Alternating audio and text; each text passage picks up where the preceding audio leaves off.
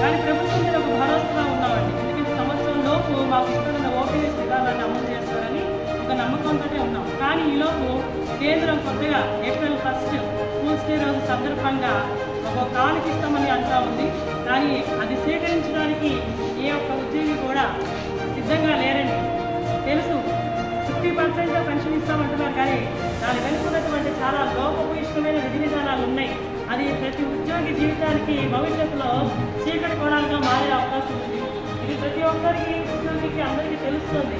కాబట్టి మేము ఏ సిపిఎస్ కానీ జిపిఎస్ కానీ యూపీఎస్ కానీ ఏది మాకు అవసరం లేదు. ప్రభుత్వం మాట ఇచ్చారు, మాకు ఓపీఎస్ అమలు చేస్తామని ఎన్నికలకు ముందు కూటమి ప్రభుత్వం ఏ మాట అయితే ఇచ్చిందో దాన్ని మాత్రమే అమలు చేయాలని, దానికి ప్రత్యామ్నాయంగా ఏ విధానాలు మేము స్వీకరించడానికి సిద్ధంగా లేవని, వర్షమైనా తుఫానైనా వడగండ్లైనా ఏది కూడా ఇక్కడికి రావాలన్న మన సంకల్పాన్ని ఏ శక్తి ఏ వ్యక్తి ఆపలేకపోయారు. నిజంగా ఇక్కడికి వచ్చిన వాళ్ళు చాలా హ్యాపీగా ఉంది. ఒక్కొక్కళ్ళు ఒక వజ్రాయంతో సమానం. మరి దానిలో జరుగుతుండగా పొద్దున 6కి బయలుదేరారు. ఈరోజు చాలా ప్రాముఖ్యమైన ఫ్యామిలీ ఫంక్షన్ పోయింది. అయినా కానీ వర్షం ఇలా చెట్టు పడిపోయినా రావాలి అంటున్నారు. మీ అందరితో వ్యక్తి సంకల్పంలో మీతో పాటు ఈరోజు ఉద్యమంలో ఈ విధంగా పాల్గొనడం చాలా సంతోషంగా ఉంది. ఆల్టర్నేటివ్గా మనకి ఏది వస్తుంది. ప్రియమైన అతిథులారా, మనం చిన్నప్పటి నుంచి మనకు అలా గవర్నమెంట్ జాబ్ సాధించి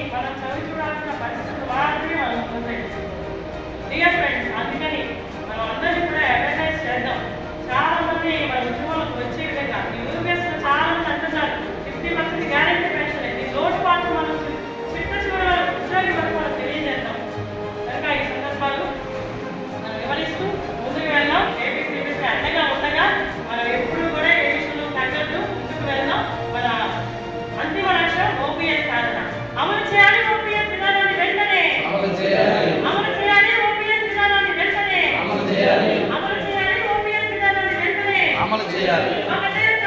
ఒకటే పెన్షన్, ఒకటే పెన్షన్, ఒకటే పెన్షన్.